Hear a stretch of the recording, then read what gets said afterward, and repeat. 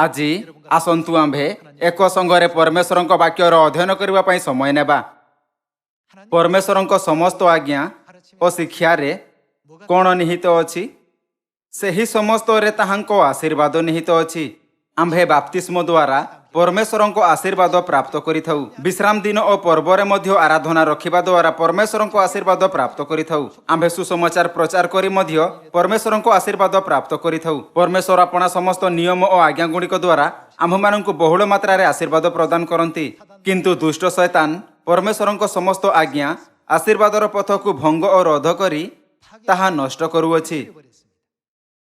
कौन से ख्रीष्ट आनसांग नुहंती जे पुणी थरे यही पृथ्वी को आसिले एवं नष्ट करा जाइथिबा समस्त नियम और विधि गुड़ी को पुणी थरे स्थापित करी आशीर्वादर पथ पुनःस्थापित कले। से मु नुहे जे आपण को यही नियमर पालन करने को निर्देश देउछि, किंतु से परमेश्वर टंती जे समस्त मानव जाति को आशीर्वाद देवा निमंते यही व्यवस्था विधि एवं नियम गुड़िकर स्थापना कले। समग्र इतिहास रे आम्भे देखि परिबा कि परमेश्वर सर्वदा सही लोक मानक निमंते आशीर्वाद प्रस्तुत कले जो माने परमेश्वर वाक्य अनुसार जीवन यापन करुथिले। जदिओ ताहा केते खराब लागुना काहीकि आम्भे यार पुष्टि मलाखी अध्याय 3 द्वारा करि परिबा। अध्याय 3 पद 7 कहि थाए, तुम्ह मानकर पितृपुरुष गणर समय ठारू तुम्हें माने आम्भर विधि सबु लंघन करिअछ और से सबु पालन करिनाह। आम्भ निकट को फेरी आस, तहिरे आम्भे तुम्ह मानक निकट को फेरी आसीबा। एहा सोन्याधिपति सदाप्रभु कहंती। मात्र तुम्हें माने कहुअछ आम्भे माने कि रूपे फेरिबा? मनुष्य कि परमेश्वर द्रव्य चोरी करिबो? तथापि तुम्हें माने आम्भर द्रव्य चोरी करुअछ। मात्र तुम्हें माने कहुअछ आम्भे माने कि रूपे तुम्भर द्रव्य चोरी करिअछु? केउथिरे? दशमांसरे और नैवेद्य। तुम्हें माने अभिशाप रे शापग्रस्त होइछ, कारण तुम्हें माने एही सब गोष्ठी आम्भर द्रव्य चोरी करुअछ। आम्भर गृह रे जेपरि खाद्य रहिबो एथिपई तुम्हें माने आम्भर भंडार को संपूर्ण दशमांश आण। आउ आम्भे आकाशस्थ द्वार सब मुक्त करी रखिबा पई स्थान नियंट हेबा पर्यंत तुम मानक ऊपर आशीर्वाद रूप वृष्टि बरसाइबा कि नाही, एतद विषय रे एबे आम्भर परीक्षा नियो। पुणी आम्भे तुम मानक सकाशु ग्रासकारी की धमकाइबा, तहिरे से तुम मानक भूमिर फल नष्ट करिबो नाही, कियोबा क्षेत्र रे तुम मानकर द्राक्षालतार फल अकाल रे झड़िबो नाही। एहा सोन्याधिपति सदाप्रभु कहंती। जाबतीय गोष्ठी तुम मानंकु कोन कहिबे? सुखी कहिबे, कारण तुम्हें माने एक मनोहर देश हेबो। एहा सोन्याधिपति सदाप्रभु कहंती।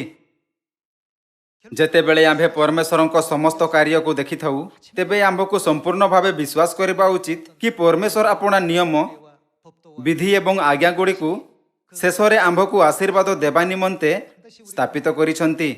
आसंतु आम्भे विश्राम दिन विषय रे अध्ययन करिबा। आसंतु आम्भे यात्रा पुस्तक अध्याय 20 को जीवा। एपरि किछि आज्ञा नाही जेउथेरे परमेश्वर को आशीर्वाद निहित नाही। आसंतु आम्भे एक संगरे पद 8 पढ़िबा। विश्राम दिन पवित्र रूपे पाळिबा को स्मरण कर।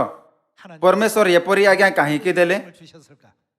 जेहेतु समस्त मानव जाति स्वर्ग रे पाप करिथिले आ सेमानंकु यही पृथ्वी रे पकई दिया जाइथिला, तेणु परमेश्वर सेमानंक पई अनुताप करिबा एवं परमेश्वर को आशीर्वाद को प्राप्त करिवार पथ खोली देले। 6 दिन परिश्रम और आपणार सबु कर्म करिब, मात्र सप्तम दिन तुम्भ सदाप्रभु परमेश्वरंकर विश्राम दिन अटे। तहिरे तुम्भे कि तुम्हर पुत्र कि तुम्हर कन्या, तुम्हर दास कि दासी, तुम्हर पशु कि तुम्हर नगर द्वारवर्ती विदेशी केही कौनसी कार्य करिब नाही। जेहेतु सदाप्रभु आकाश मंडल और पृथ्वी और समुद्र और तन मध्य स्थित समस्त वस्तु 6 दिन रे निर्माण करी सप्तम दिन रे विश्राम कले। ए हेतु सदाप्रभु विश्राम दिन को कोण कले? आशीर्वाद करी पवित्र करिअछंती। जेहेतु परमेश्वर वास्तव रे सही दिन को प्रकृत रे एक आशीर्वाद दिन कले, तेणु से माने ताहाकु पवित्र कले। तेबे परमेश्वर कोण कहिले कि आम्भकु कोण करिबा उचित? से कहिले विश्राम दिन पवित्र रूपे पाळिबा को स्मरण कर। परमेश्वर को एपरि किछि आज्ञा नाही जेउथिरे परमेश्वर को आशीर्वाद नाही। जदि आम्भे परमेश्वर को आज्ञा गुड़ी को अस्वीकार करिथाउ, तेबे आम्भे परमेश्वर को सही आशीर्वाद गुड़ी को मध्य अस्वीकार करिथाउ जहा से आम्भ मानक निमंते प्रस्तुत करिसंती। आम्भको यह केबे भूलिबा उचित नुहे कि समस्त मानव जाति को आशीर्वाद देवा निमंते जदिओ ताहा आशीर्वाद भौतिक अटे बा आत्मिक, परमेश्वर बहुमूल्य आज्ञा दियंती। आसंतु आम्भे परमेश्वरଙ୍କ वाक्य द्वारा मध्य पुष्टि करिबा कि से आपणा लोकमानंकु मध्य आशीर्वाद करिवे जेउ माने नूतन नियम पालन करंती। आसंतु आम्भे जिरिमियो अध्याय 31 पद 31 को जिबा। सदाप्रभु कहंती, देख जेउ समय रे आम्भे इस्राएल वंश और जिहुदा वंश सहित एक नूतन नियम स्थापन करिबा एपरि समय आसुअछि। मिस्र देशरू सेमानंकर पितृपुरुष गणକୁ बाहर କରି आनिबा निमंते आम्भे सेमानंकर हस्त धरिबा दिन सेमानंक सहित आम्भर कृत नियमानुसारे नुहे। सदाप्रभु कहंती, आम्भे सेमानंक स्वामी हेले हैं से माने आम्भर सही नियम लंघन कले। कोण यार अर्थ यह नुहे कि से माने परमेश्वरଙ୍କ समस्त वाक्य लंघन करिसंती ओ ताहांको पालन कले नहीं। पद 33 मात्र सदाप्रभु कहंती, सही सकल दिनर उतारे आम्भे इस्राएल वंश सहित यही नियम स्थिर करिबा। आम्भे सेमानंको अंतରରେ आम्भर व्यवस्था रखिबा और सेमानंको हृदୟରେ आम्भे ताहा लेखिबा। आउ आम्भे सेमानंकर परमेश्वर हेबा और सेमाने आम्भर लोक हेबे। पुणी तुम्हे माने परमेश्वरଙ୍କୁ ज्ञात हुओ बोली कहि सेमाने प्रत्येक आपण आपण प्रतिवासी की और प्रत्येक आपण आपण भ्राता को आउ शिक्षा देबे नहीं। कारण सदाप्रभु कहंती, सेमानंकर क्षुद्रतम ठारू महत्तम पर्यंत समस्ते आम्भको ज्ञात हेबे, जेहेतु आम्भे सेमानंकर अपराध क्षमा करिबा और सेमानंकर पाप आउ आम्भे स्मरण करिबा नहीं। जो माने नूतन नियम रे अछंती सेमानंकु परमेश्वर अपराध क्षमार आशीर्वाद प्रतिज्ञा करिसंती ओ कहिले, आम्भे सेमानंकर परमेश्वर हेबा और सेमाने आम्भर लोक हेबे। परमेश्वर जे समस्त आशीर्वादर स्रोत अटंती तुम्भर राजा हेबे। से यहाँ मध्य कहिले, आम्भे सेमानंकर अपराध क्षमा करिबा और सेमानंकर पाप आम्भे आउ स्मरण करिबा नहीं। एही बहुमूल्य आशीर्वाद नूतन नियम रे निहित अछि। आसंतु आम्भे गीत संहिता अध्याय 133 सहित जारी रहिबा।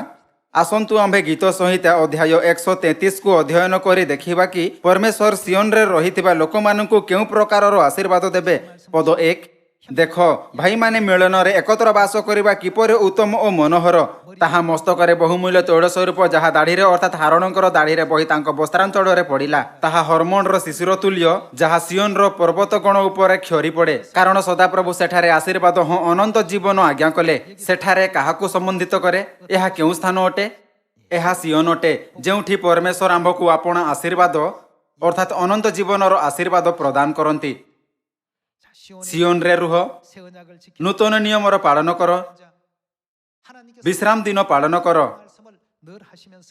एही आज्ञा गुड़िक द्वारा परमेश्वर अनंत जीवनर आशीर्वाद रे आम्भमानंको नेतृत्व करंती।